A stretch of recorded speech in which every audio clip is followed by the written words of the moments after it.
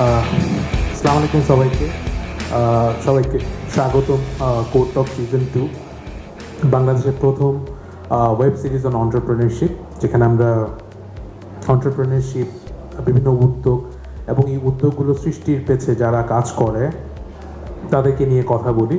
এবং আজকে আমাদের সাথে আছে আমাদের খুবই পরিচিত এবং খুবই খুবই খুবই কি বলবো, আমাদের খুবই আপন একজন মানুষ, যার নাম হচ্ছে ডক্টর আব্দুল হান্নান চৌধুরী, আমার মেন্টর এবং প্রাইম এশিয়া ইউনিভার্সিটির vice chancellor. Sir welcome to the first web series on entrepreneurship code talk. Sir, আপনার ব্যাপারে আসলে কিছু বলার নেই, কোনো ইন্ট্রোডাকশন আপনাকে দিয়ে শুরু করা টাফ আমার জন্য, কারণ আমরা আপনার সাথে কাজ করছি আপনার ডাইরেক্ট স্টুডেন্ট হিসেবে প্রায় 15 বছরেরও বেশি। স্যার, যদি বলেন যে অন্টারপ্রেনারশিপ ডেভেলপমেন্ট এবং বাংলাদেশের যে সোশিও ইকোনমিক কন্ডিশন, এই দুটো কি কি অবস্থায় আছে এখন, এবং আমাদের তরুণরা যারা অন্টারপ্রেনারশিপ মানে অন্টারপ্রেনার হতে চায় তাদের জন্য এখন কি করা উচিত? Thank you very much, first of all, for inviting me in your core talk. Thank you also the young audience. Today you have invited me to talk about entrepreneurship, particularly for the young generation of our country, what they really need to do and how we see as an academician that young students need to be focused. Entrepreneurship is something that is going to drive an individual with his or her passion, and eventually through its means she is going to solve a problem, and then at the same time he is going to be able to manage his own life towards a goal. আমাদের সমাজে যেটা হচ্ছে যে এখন অগণিত ছাত্রছাত্রী বেরোচ্ছে, আমরা যে টাইমে এখন বাস করছি, স্পেশালি ফ্রম একাডেমিক সাইড থেকে যদি আমি বলি, country like Bangladesh is not going to be able to put all our children in the job market. And যে ফিউচারটা আমাদের সামনে আসছে সেটা হচ্ছে যে একটা হেভিলি টেকনোলজি বেসড ফিউচার, যেটা আমরা সবাই এখন বলছি যে ফোর্থ ইন্ডাস্ট্রিয়াল রেভলিউশনের একটা টাইমে আমরা সবাই পা দিচ্ছি। সেক্ষেত্রে বাংলাদেশি চিলড্রেনদের অ্যাক্রস দি ওয়ার্ল্ডেরও আমি বলবো তরুণদের জন্য একটা চ্যালেঞ্জিং টাইম আসতেছে। সেক্ষেত্রে আমি বলি যে আমরা একটা জবলেস ফিউচার দেখছি, কারণ আমাদের তরুণ গ্র্যাজুয়েটরা কোনোভাবে ওই স্কিলটা নিয়ে বেরিয়ে আসছে না।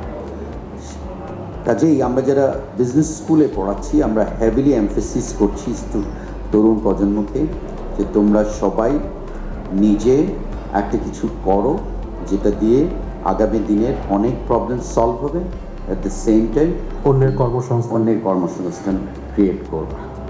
তো সেরকম একটা সিচুয়েশনে একজন তরুণ কীভাবে নামতে পারে আমাদের দেশের প্রেক্ষাপটে যদি আমি বলি, আমি আজকের আলোচনাটা খুবই আমাদের প্রেক্ষাপটটায় যদি আমরা বলি, আমাদের বাংলাদেশে এখন অসংখ্য তরুণ আছে যাদেরকে আমি বলি ওরা অত্যন্ত মেধাবী। আমরা যারা একাডেমিয়াতে আছে আমরা তাদেরকে কোনোভাবে ট্রান্সফর্ম করতে পারছি না।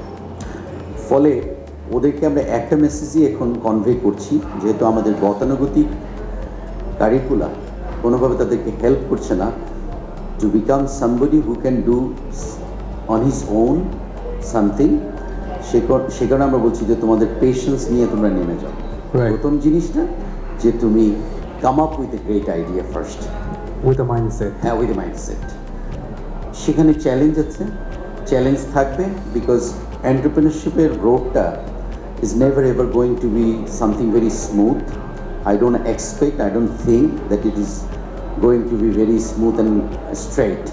It's going to be bumpy to some extent. There are going to be, detour of the road, and there are blocks and hurdles are there. But then again, we want to push these young generations to think that, well, if you start with a creative idea, there are opportunities in country like Bangladesh. Exactly. এখানে বাংলাদেশ এখন যেভাবে আমাদের সরকার এবং আমাদের সামগ্রিক culture, ব্যবসা বাণিজ্যের যে কালচার, সেই কালচারে আমাদের এই তরুণ প্রজন্ম, আমাদের কিন্তু বুঝতে হবে যে আমরা একটা নেশনে এখন আছি যার অলমোস্ট 60-70% কিন্তু 35 ইয়ার্সের নিচে। আমাদের মিডিয়ান এজ হচ্ছে 27.6 ইয়ার্স। এই জেনারেশনটাকে আমরা আগামী দিনে যে জব ক্রিয়েশন হবে থ্রু গভর্নমেন্ট অথবা পাবলিক প্রাইভেট সেক্টর থেকে, কোনোভাবেই আমরা তাদেরকে অ্যাবজর্ব করতে পারবো না। বিকজ আমাদের প্রতি বছর 1.2 মিলিয়ন স্টুডেন্টস বেরোয় অ্যারাউন্ড, অ্যাকচুয়ালি যদি ন্যাশনাল ইউনিভার্সিটি গ্র্যাজুয়েটকে ধরি তাহলে আরও বেশি বেরোয়, এবং এদের অনেকেই কিন্তু কর্মক্ষেত্রে কোনোভাবেই যেতে পারবে না। সেজন্য আমরা বলি যে তোমরা যেটা চাও, একটা ছোট ধরনের আইডিয়া নিয়ে তুমি এগিয়ে যাও, তুমি দেখবে যে এই মার্কেটটা অনেক বড়। বাংলাদেশ রাষ্ট্র হিসেবে খুব ছোট হতে পারে, কিন্তু যেহেতু আমরা half of the United states of America, আমাদের পপুলেশন হচ্ছে অলমোস্ট আমেরিকার অর্ধেক, এবং ইতোমধ্যে আমাদের দেশের যে ইকোনমিক একটা চেঞ্জ আসছে, তাতে আমাদের অনেক ধরনের ইকোনমিক মানে অ্যাক্টিভিটিস চলছে। আমাদের সবার কিন্তু নিডটা চেঞ্জ হয়ে যাচ্ছে। Just because our needs are different now, আমরা দেখছি যে there are huge opportunity of doing business, এবং সেক্ষেত্রে আমরা দেখছি যে আমাদের যে সমস্ত ছাত্রছাত্রীরা ইতোমধ্যে যারা, যদি আমি টেক এন্টারপ্রেনারশিপ বলি, আমাদের বাংলাদেশের প্রেক্ষাপটে যারা নেমেছে, আমি আমার স্টুডেন্টদের কথাই যদি বলি, পাঠাও অথবা hungryNaki.com অথবা চাল ডাল অথবা নগদ, ট্রাক লাগবে, হ্যাঁ trucklightbay.com, smartlaundry.com, all these famous e-commerce platform. I see even that my direct student to some extent, all of them are involved in doing something very exceptional. এবং এই দেশে তারা কিন্তু ব্যবসার ধরনটা চেঞ্জ করে দিয়েছে। তারা অনেকটা চিন্তা চেতনায় গ্লোবাল, তারা লোকাল অনেক প্রবলেমকে সেইভাবে তারা ডিজাইন করতে সক্ষম হয়েছে, এবং তারা এখনকার এই কানেক্টিভিটির ওয়ার্ল্ডে, এই ইন্টারকানেক্টেড একটা ওয়ার্ল্ডে তারা খুব সুন্দরভাবেই কিন্তু বাংলাদেশ থেকে একটা তাদের নিজস্ব উদ্ভাবনী শক্তি দিয়ে একটা বিজনেস প্ল্যাটফর্ম, সেটা বেস হোক অথবা অন্য কোনো ফরম্যাটে হোক, একটা সোশ্যাল প্রবলেম সলভ করে হোক, তারা সেটাকে কিন্তু দেশ এবং দেশের বাইরেও কিন্তু নিয়ে যেতে পারছে। আমি যখনই দেখি যে আমার গত সপ্তাহে কিছু স্টুডেন্ট এসছে আমার কাছে, তারা বাংলাদেশে বসে আমেরিকার অনেক কোম্পানিকে এখান থেকে বসে সার্ভিস দিয়ে যাচ্ছে। একটু আগেও আমরা এই ধরনের একটা আলোচনা শুনেছিলাম।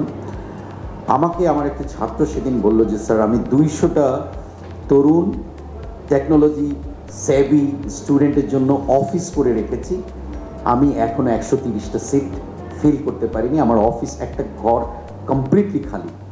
বিকজ তারা এখান থেকে জেপি মর্গান অল ফিনটেকের কাজগুলো এখান থেকে তারা ব্যাক এন্ডে করে দিচ্ছে, কিন্তু তার যে রাইট কাইন্ড অফ মানে এমপ্লয়িজ দরকার সেটা নেই। সেজন্য আমরা যারা একাডেমিয়াতে আছি, আমরা সবাইকে বলি যে আজকে বাংলাদেশের জন্য যেটা সবচেয়ে বেশি প্রয়োজন সেটা হচ্ছে স্কিল বেস এডুকেশন দেওয়া, এবং ইভেন আমি যদি বলি কোর তোমাদের যে অ্যাক্টিভিটিস, সেটাও কিন্তু ইন ওয়ান সেন্স আমি বলবো যে একটা বিরাট ভাইব এনেছি ইয়াংদের মধ্যে, যে এই ধরনের প্ল্যাটফর্ম অনেক হয়েছে। সবাই চেষ্টা করতেছে যে আগামী প্রজন্মের সবাইকে এই সুযোগটা নেওয়ার জন্য, কারণ আমরা সবাই একটা জিনিস বিশ্বাস করি এখন এই ইন্টারকানেক্টেড ওয়ার্ল্ডে, no matter where you are sitting, either in Bangladesh or in the USA, as long as you are connected, you can do a great work from this corner of the world, which simply can turn and go around or across the world. It's very possible. আমাদের যেটা হচ্ছে যে আমাদের এই তরুণ মেধাশক্তিকে আমরা একটা entrepreneurship mindset এখন পর্যন্ত ওইভাবে করতে পারিনি, আমরা চেষ্টা করছি।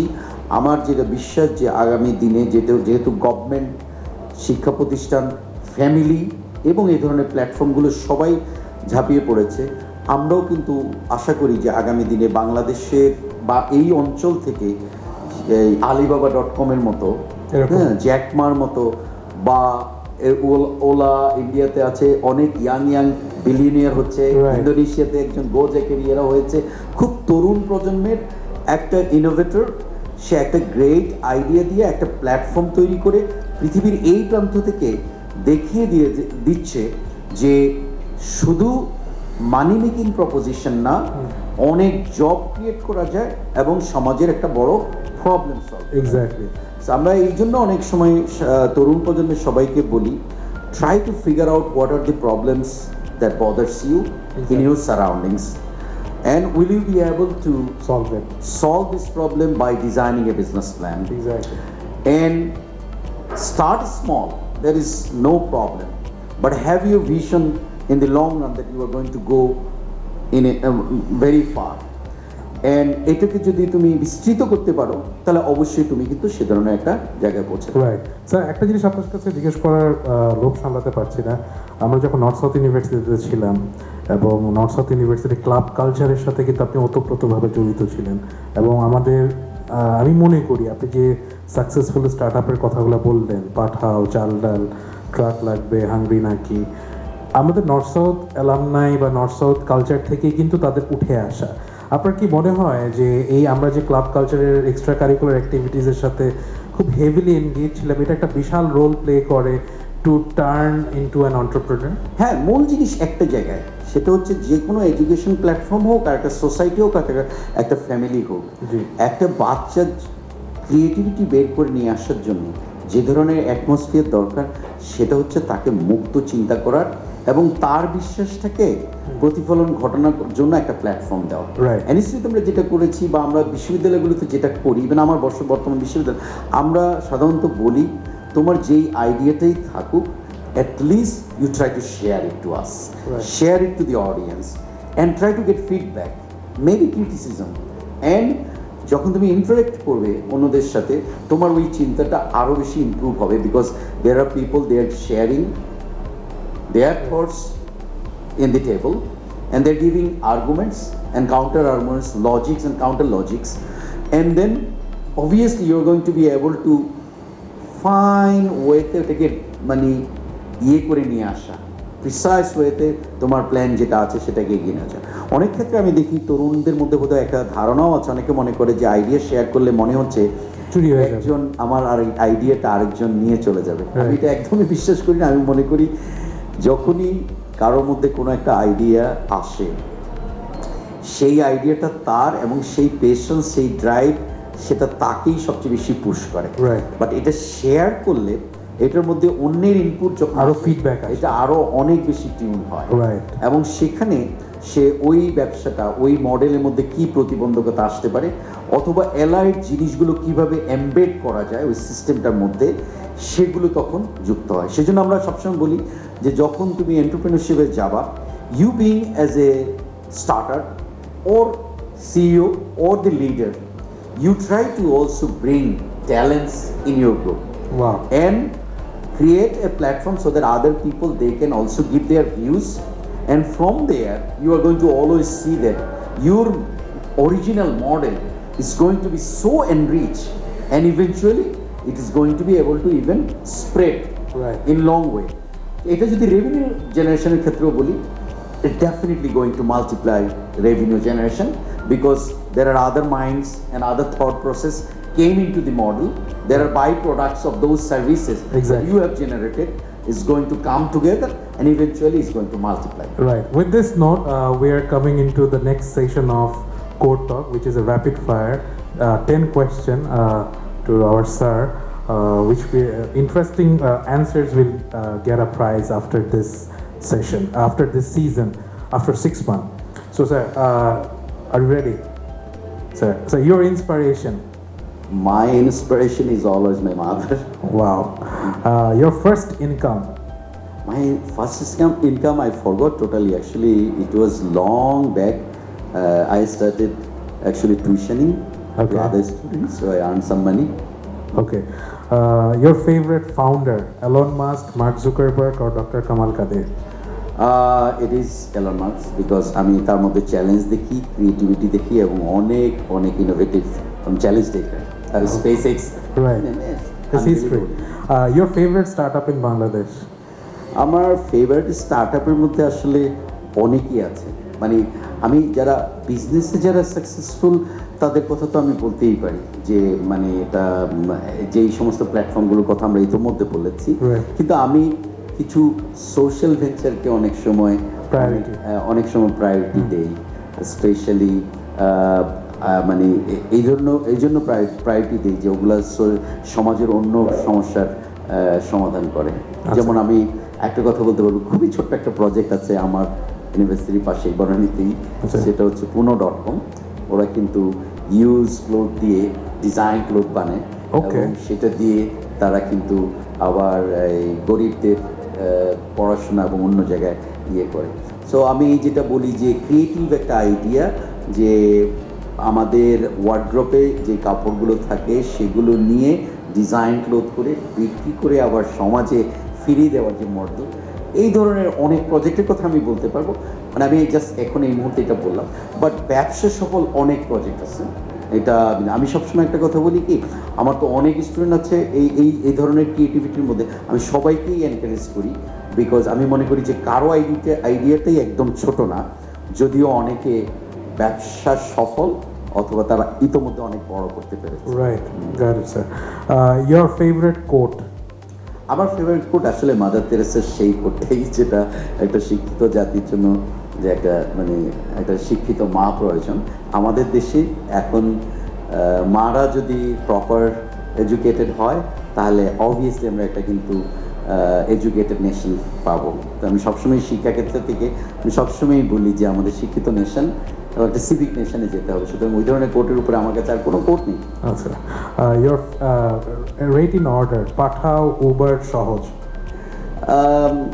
আমি আমাদের দেশের রেসপেক্টে মানে উবার তো একটা গ্লোবাল ইয়ে আর কি, আমাদের রেসপেক্টে আমি পাঠাও এবং সহজ দুইটাকে, সহজের কনসেপ্টটা খুব ভালো, পাঠাও ব্যবসা সফল, ইলিয়াস ভালো।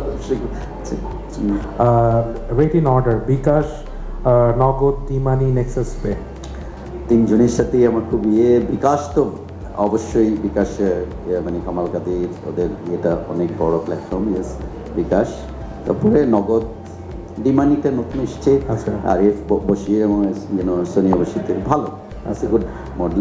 Rate in order amongst e-commerce, Daraz, Evaly, Bagdoom, Pickaboo. এইটা আমি শুরু করবো অ্যাকচুয়ালি বাগদুম দিয়ে। আচ্ছা। বাগদুম Okay. দিয়ে, বাগদুম দ্বারা আছে। আচ্ছা, your favorite place for vacation? আমার always in Boston, I was there for almost, so Boston is my second home, and Boston around New England, মানে আমেরিকান নিউ ইংল্যান্ড পার্টেই আমার সবচেয়ে ফেমাস প্লেস, হয় আমি ফ্রিকুয়েন্টলি যাই, সবসময় যাই, অলদো সারা পৃথিবীতেই ঘুরি। And your favorite personality? আমার ফেভারিট পার্সোনালিটির মধ্যে আমার একজন মামা, ইজ অলসো এ পিএইচডি 1968-এর বুয়েট প্রফেসর, ভেরি আইডিয়াল এবং খুব হাম্বল। আমি অনেক সময় ওনাকে ফলো করার চেষ্টা করি, যে আমরা শিক্ষিত যত বড় হয় মানুষ তত বেশি ডাউন টু আর্থ হয়, সেখানে আমার অনেক শিক্ষার মানে বিষয় থাকে, যে সেজন্য বলি যে আমার মামা। Thank you, sir. It was amazing having you in our show. With this note, we are coming to the end of this episode. Last few words for your students, for the people who are coming into this entrepreneurship journey. Well, Your for advice. the young generation of our country, I always try to encourage them, take any challenging task at this stage, because you are young, you will have huge opportunity. Even if you do wrong, there will be plenty of time for you to overcome those difficulties. So সেক্ষেত্রে আমি বলবো যে তরুণদেরকেই আগে যে কোনো challenging task নিয়ে নেমে পড়তে হবে, এবং যেহেতু সে তরুণ, তার বাধা বড় হলেও সে একসময় সে বাধা অতিক্রম করতে পারবে। Amazing, amazing. Thank you, sir. Thank you, sir, for coming all the way to EMK Center, our host venue. And it's truly an honor having you in our show. And I believe students, the young entrepreneurs, will learn so many things listening you and watching you in our web series. Thank you, sir. Thank you for inviting me. Thank you, sir.